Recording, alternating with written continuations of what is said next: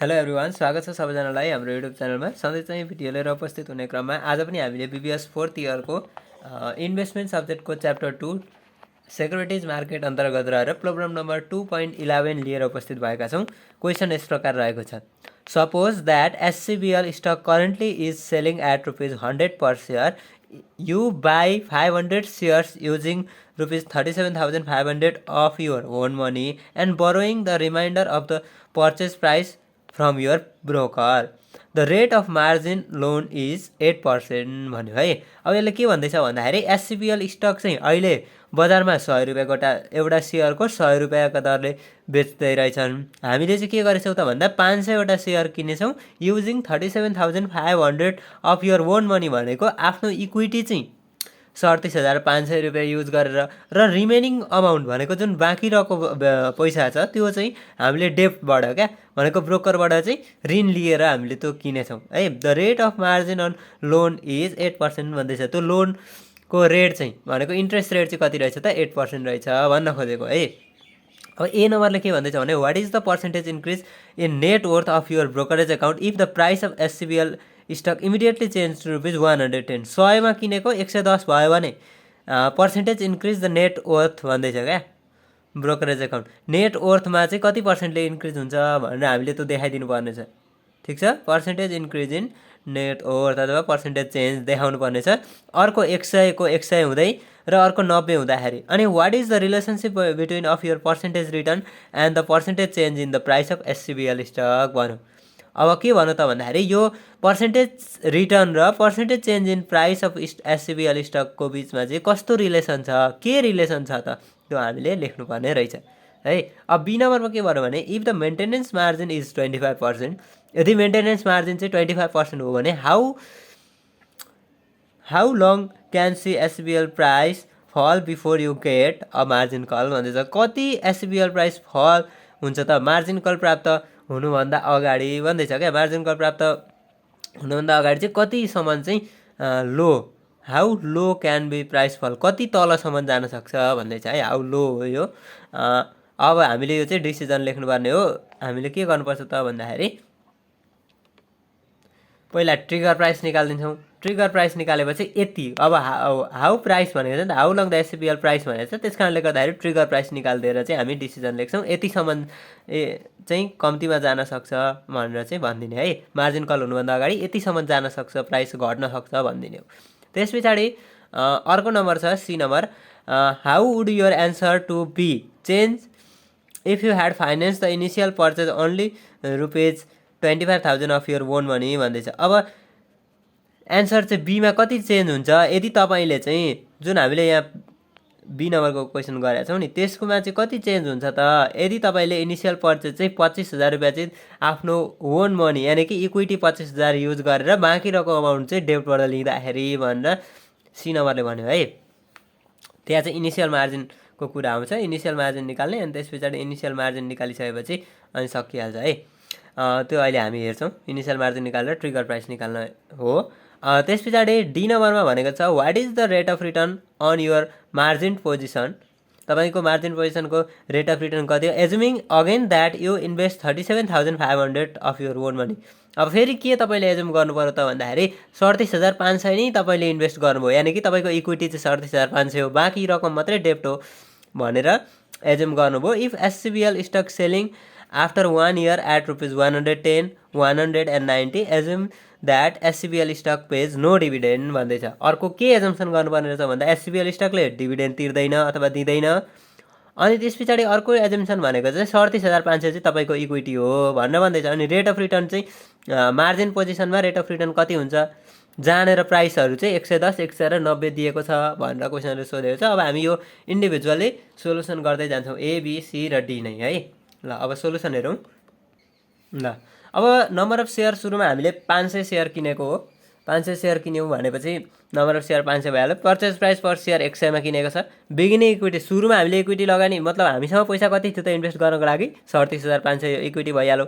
अब जुन 500 × 100 भनेको टोटल एसेट छ एल इन्टु P0 50,000 भयो। 37,500 चाहिँ हाम्रो इक्विटी हो भने 50,000 मा 37,500 घटाइदिने, त्यो चाहिँ डेप्ट हुन्छ। अब त्यो पनि हेर्छौँ हामी।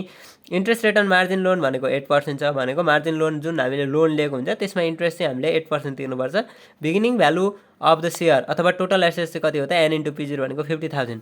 देयरफोर डेप्ट equal to total assets minus equity भनेर 50,000 माइनस 37,500 गरेर 12,500 चाहिँ हाम्रो के रहेछ, मार्जिन लोन अथवा डेप्ट रहेछ है। अब त्यस पछाडि हामीलाई ए नम्बर क्वेसनले के भनेको थियो भन्दाखेरि what is the percentage increase in net worth. Percentage increase in net worth चाहिँ कति हो त है, पर्सेन्टेज इन्क्रिज इन नेटवर्थ कति हो। अब त्यहाँनिर चाहिँ प्राइसहरू दिएको छ हामीलाई 110, 190। अब त्यो हामी निकालिदिन्छौँ। Equity position after change in price भनिदिने, अनि त्यस पछाडि सर हामी टेबल बनाएर सारिदिन्छौँ है, लेखिदिन्छौँ। ल अब हेरौँ। अब equity position after change in price भन्ने सुरुमा प्राइस भनेको हाम्रो 110 छ, 100 छ र 90 छ। यो भनेको सुरुमा 110 भएर बढेको छ, अर्को कन्सटेन्ट रहेको छ, हामीले किनेको दाममै छ। त्यस पछाडि अर्को भनेको चाहिँ 90 घटेको छ। नम्बर अफ सेयर भनेको त्यही 500 वटा सेयर हो, त्यहाँभन्दा अगाडि हामीले माथि जान पनि सक्दैनौँ, तल ल्याउन पनि सक्दैनौँ, किनभने सुरुमा हामीले 500 सेयर किनेको छौँ। अब टोटल एसेट्स भनेको P0 इन्टु n है, P0 इन्टु n भन्दा पनि भयो अथवा P इन्टु n मात्रै भनिदिँदा पनि भयो है। किन त भन्दाखेरि P0 भन्दाखेरि सुरुमा किनेको प्राइस भन्ने हुन्छ, तर P0 भनेको स्टकको प्राइस चाहिँ चेन्ज भएर कति भएको छ भन्ने कुरा हो। त्यही भएर अहिले यहाँनिर P मात्रै लेखिएको छ, त्यही भएर P इन्टु n मात्रै गरियो है। तर हामी उता सोल्युसन अर्को यो टेबल नबनाइकन गर्थ्यौँ भने P0 नै हुन्थ्यो, किनभने जति प्राइस चेन्ज हुँदै गए पनि त्यसलाई हामी P नै मान्थ्यौँ। यो बेचेको प्राइस त होइन नि त, P1 हुनको लागि त बेचेको प्राइस हुनु पर्थ्यो।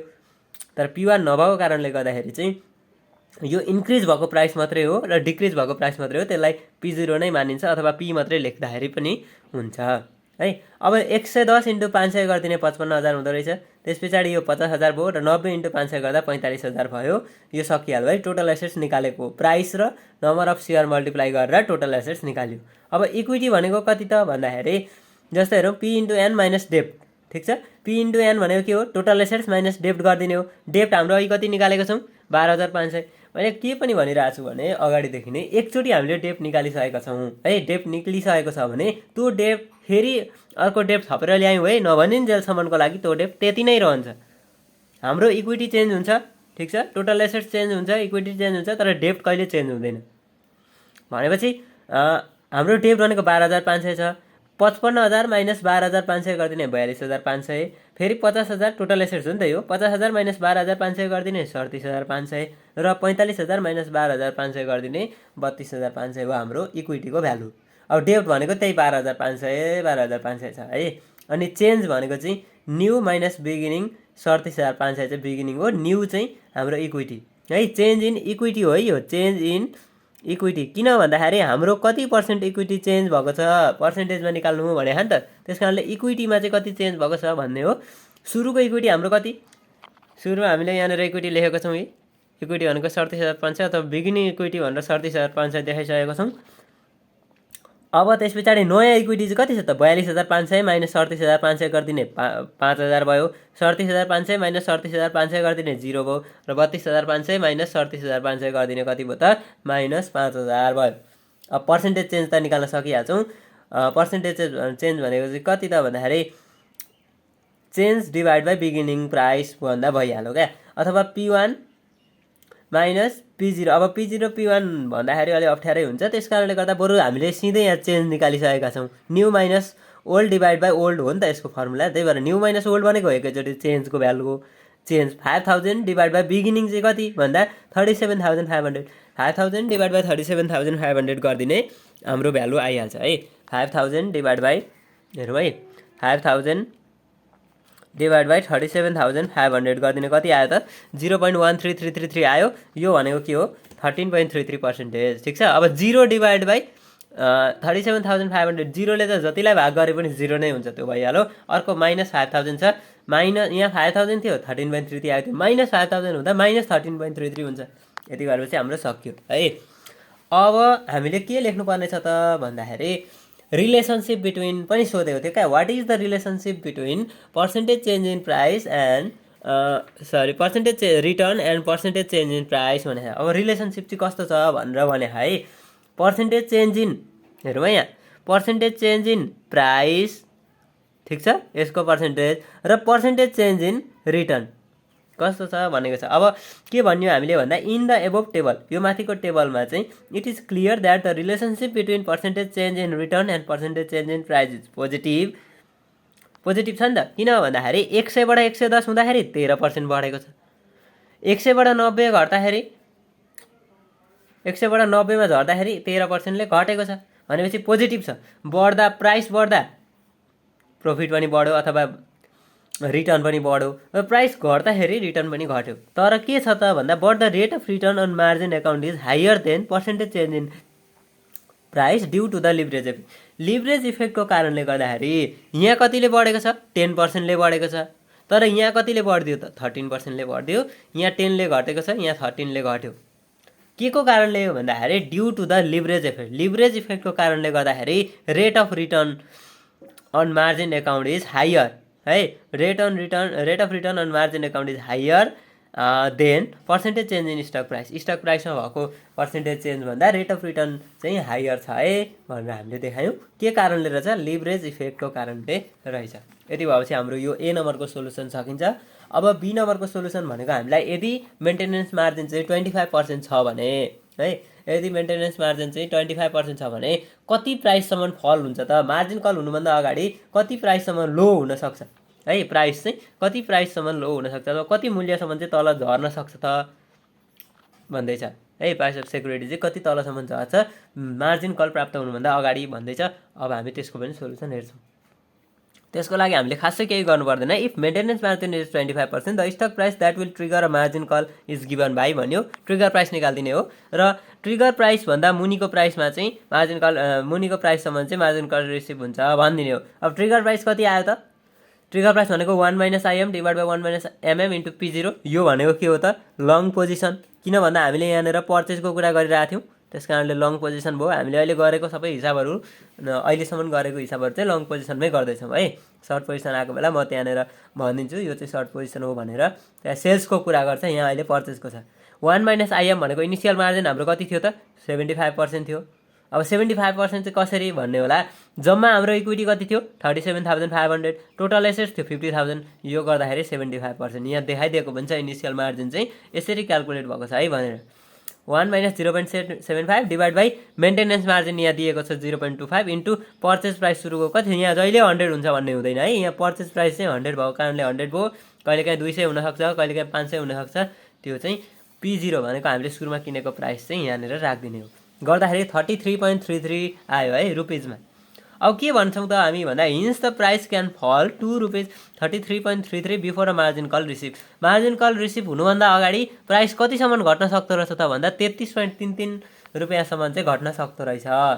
त्यहाँसम्म चाहिँ लोएस्ट पोइन्ट चाहिँ यहाँनिर हुँदो रहेछ मार्जिन कल प्राप्त हुनुभन्दा अगाडिको भनिदिने हो। यति भनेपछि हाम्रो एन्सर सकिहाल्छ है। क्वेसनमा वाट प्राइस भनेको छ भने जहिले पनि ट्रिगर प्राइस निकाल्छौँ। मार्जिन कल हुनुभन्दा अगाडि कति प्राइससम्म घट्न सक्छ त सेक्युरिटिजको प्राइस अथवा भ्यालु भन्दाखेरि हामीले जहिले पनि सुरुमै मार्जिन ट्रिगर प्राइस निकालिदिन्छौँ।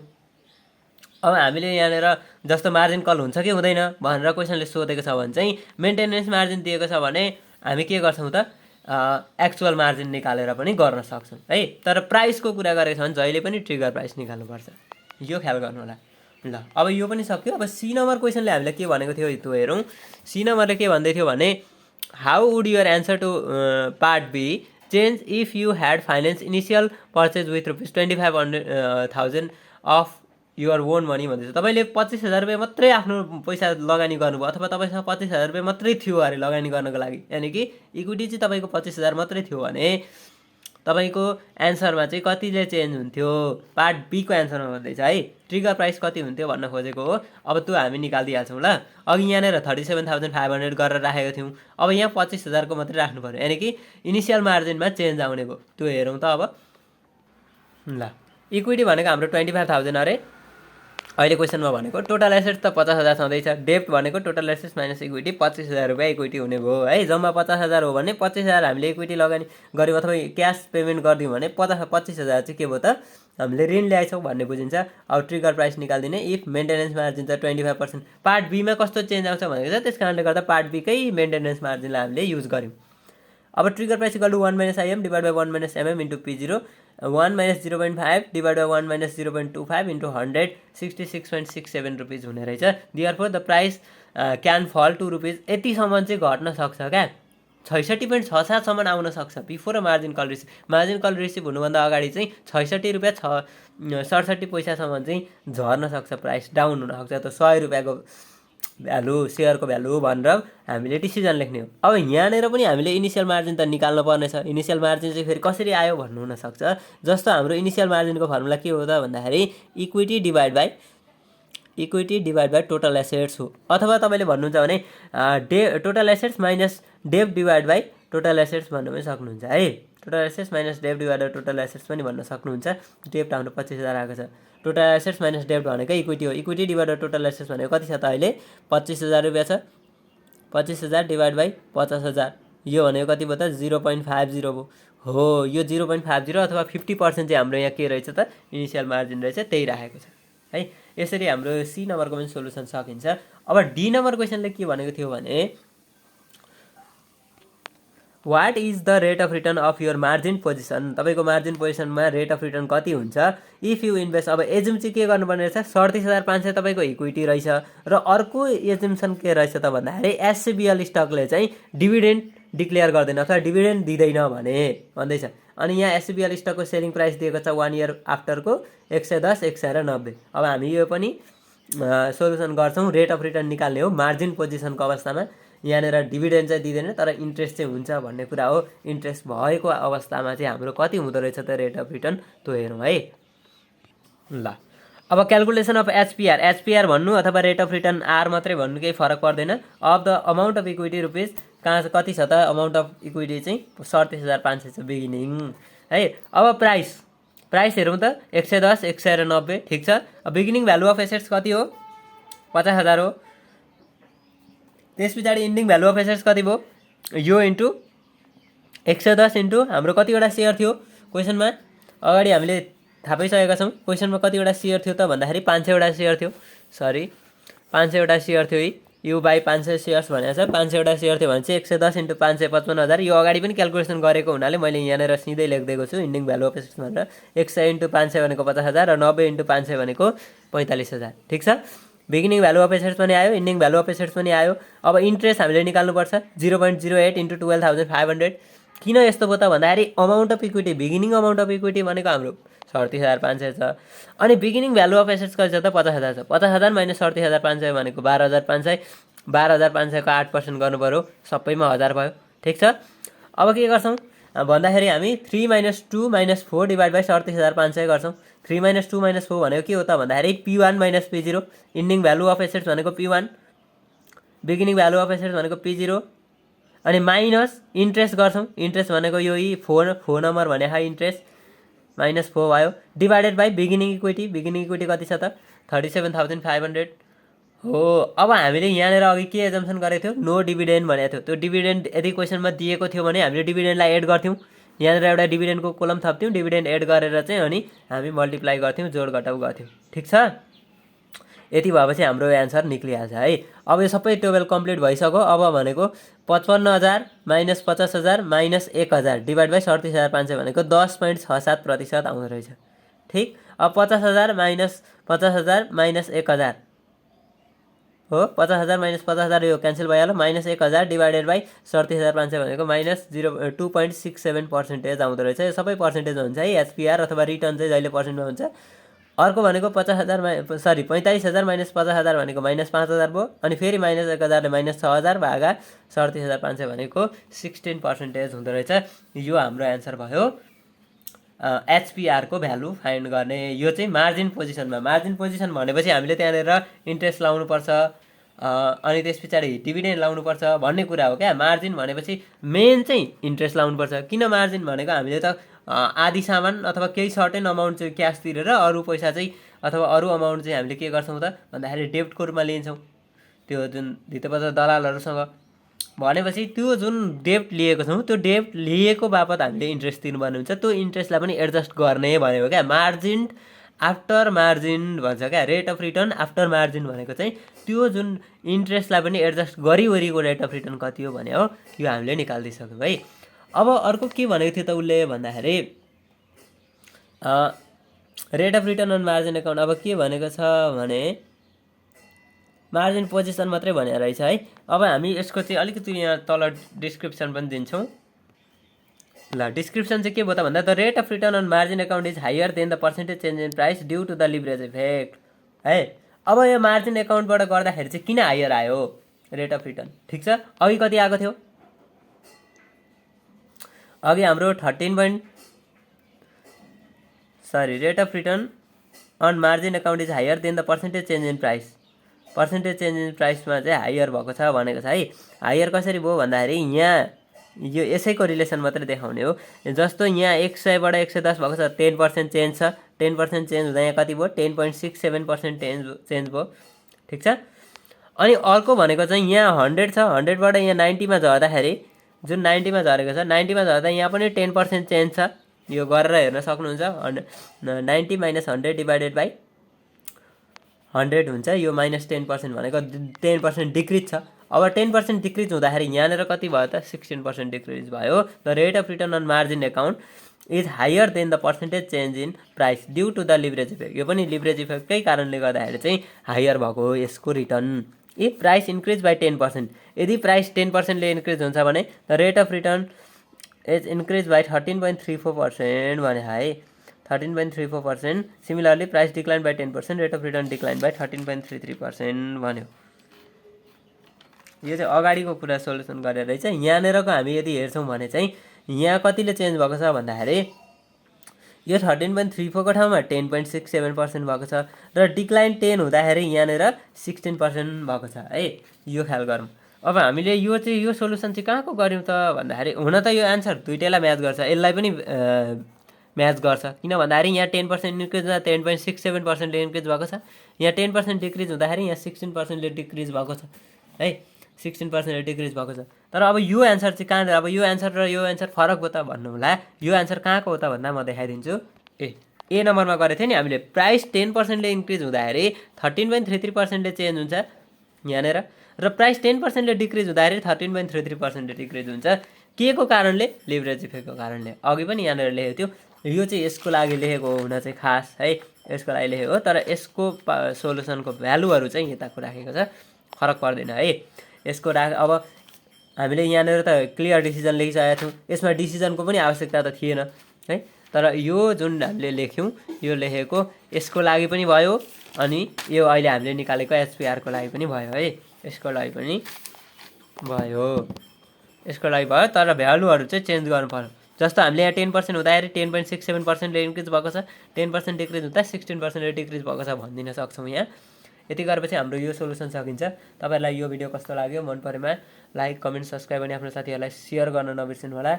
र च्यानलमा नयाँ हुन्छ भने च्यानल सब्सक्राइब गरेर नजिकै रहेको बेल आइकन क्लिक गरिदिनु होला, ताकि हामीले अपलोड गरेको यस्तै नयाँ भिडियोहरू चाहिँ नोटिफिकेसन मार्फत तपाईँहरूलाई तुरुन्त प्राप्त होस्। हस्, थ्याङ्क यू।